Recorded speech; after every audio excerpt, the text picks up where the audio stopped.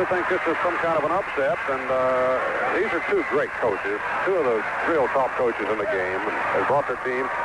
Marquette, after Al McGuire announced that this would be his last season, kind of went bad. Lost 5 games at home this year, and that's as many, as he pointed out in the press conference, Dick, you and I attended, as many as he lost in the 5 years zone. That's right, and as we have been saying all along, should Marquette win it, and it looks awfully good right now, they'll become the losingest team ever to win the NCAA title with 7 defeats.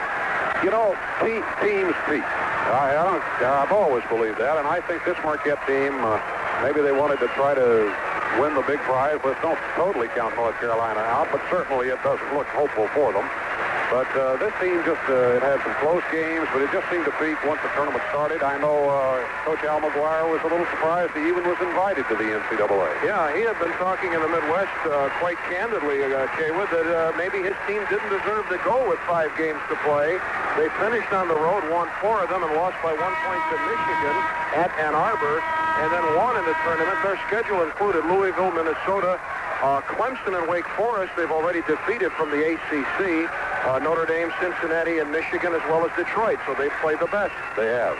And I think I said that McGuire said they lost as many games this season at home as they had in 5. It was 9.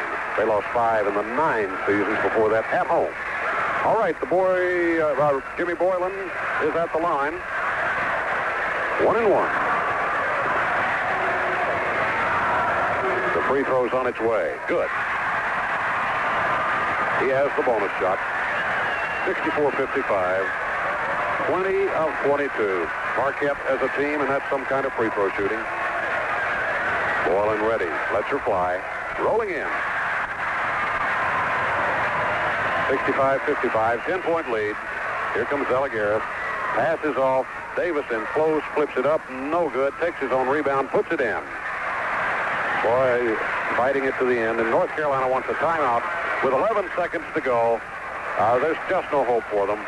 And Dean Smith, I don't know, he can't hope to pull it out now, but he has something in mind. You can bet on that. And he might want to get some new people into the game. I don't know.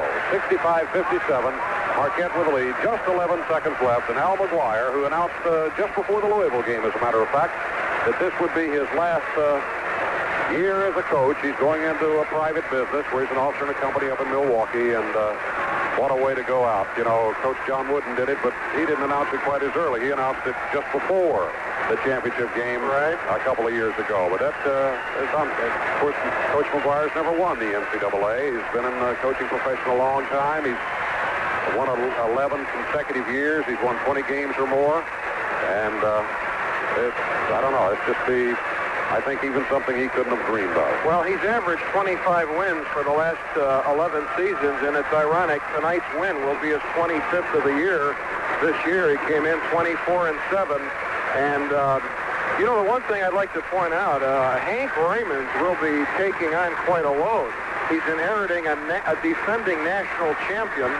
And you know what it's like to follow a legend, Kaywood. Well, that's very true, and Coach McGuire gives him credit. He says, you know, he makes the X's and O's, and I wear the boutonniere and go to the cocktail parties. And, right.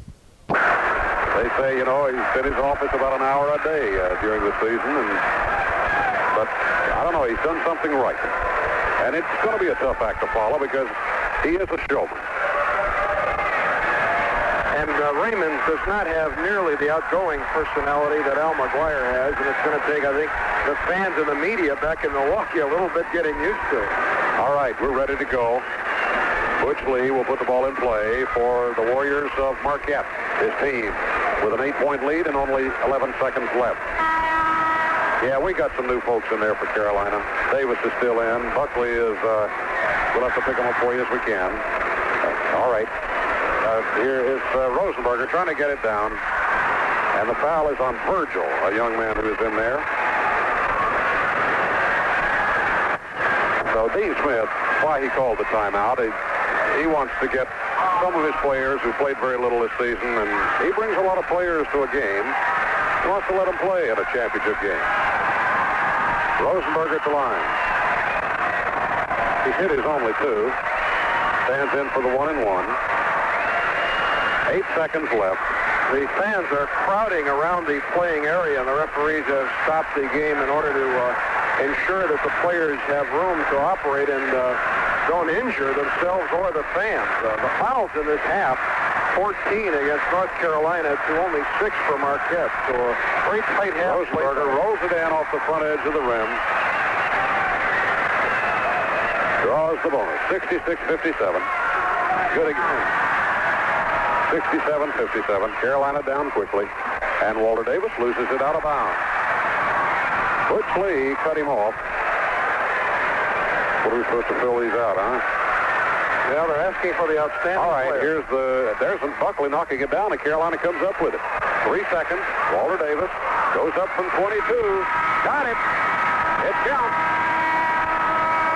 But it's still Marquette's game as they win it. Well, they haven't changed the scores. Is that the right score? No, now they change it. 67-59. The victory goes to the Warriors of Marquette in this 39th championship, NCAA championship game. The final score, Marquette 67, North Carolina 59. We'll be back with a wrap-up in just a moment. Stikoski with Kaywood Ledford back at the Omni in Atlanta, Georgia, where the Marquette Warriors have won the 1977 National Championship with a 67-59 win over North Carolina, champions of the ACC.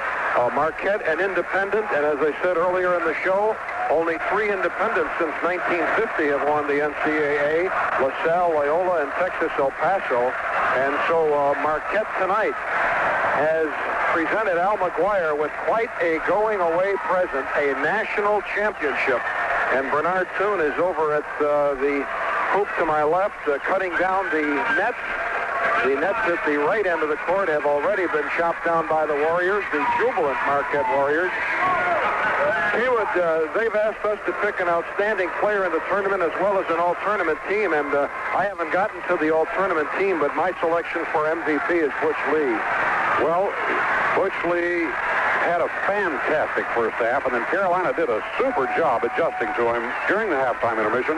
He got only 1 field goal. It was late in the half, but I can't quarrel with that, Dick Gonski. He just played a superb game, and it wasn't just his scoring. He played it at both ends, played good defense. He ran the offense. He just had a superb game. The Marquette team going to the line with so many chances to crack at the free throw line just kept putting them in. As we talked, you and I, that normally is the trademark of a North Carolina team. But it was North Carolina trying to play catch-up, and they couldn't do it. I've got very unofficially, because we were rushed and hurried with all of these free throws and timeouts and everything else, I've got him with 16 out of 17 in the second half from the line. The only miss by Bernard Toon, and that's championship caliber free throw shooting. We've got shooting in the ball game. North Carolina 24 of 50 at 48% from the field. Marquette 22 of 49, 44.8. But on free throws, Marquette 23 of 25 for 92%, while the Tar Heels were 11 of 16 for 68%. Rebounding about even, 30-28 favored Marquette. Turnovers about even, 13-12 Carolina there. We had 4 ties, 14 lead changes in this ball game. The longest Marquette lead was 12. Carolina's was 2. And Carolina committed 10 more personal fouls than did Marquette. And we'll be back with our final comments in just a moment. Back at the Omni, Dick Gonski, along with Kaywood Ledford. The award ceremony is being conducted by Stan Watts of the NCAA committee, as Marquette has won the 1977 NCAA championship with a 67-59 win over North Carolina. They led most of the way, the scoring. Walter Davis for Carolina was high with 20. That's high in the game. O'Corin with 14. Yoniker and Ford with 6. Schuster with 5. Claxton 2. Zalgiris 4 for a total of 59. Interesting that Phil Ford did not score in the second half. They held him in check very, very well. 6 points for Phil tonight. Marquette's winning totals, 19 for Butch Lee. He got 15 of them in the first half. Moylan had 14, a surprise. Whitehead 8. Ellis had 14 in a balanced game by Bo. Neary did not score, played briefly. Rosenberger with 6, Toon 6. And it was free throwing There's no question about it. It was free throwing down the stretch that won it for the Marquette Warriors, repeating that total. 23 of 25 for the Warriors, as opposed to 11 of 16. Marquette was outscored from the field by the North Carolina Tar Heels tonight. Haywood, final comments from you. All right, thank you very much, Dick Gonski. And from Atlanta, where the new champion, the Warriors of Marquette, I just want to thank all of our teammates. The scores here tonight was Nevada, Las Vegas winning third place over University of North Carolina, Charlotte, 106-94. And it was Marquette over North Carolina in the big one, the championship game, 67-59. And around the practice, we say to Rick Edwards, our technical director, to Mike Kilburn, who saw the things back in the studio, Jim Edwards, Jim Host, our producer, Rick Edwards, as I think we mentioned already, our technical director, and of course for the two of you, Dick Gonski and Phil Schaefer, for all your help. The final score again, Marquette 67, North Carolina 59, Marquette, NCAA champion.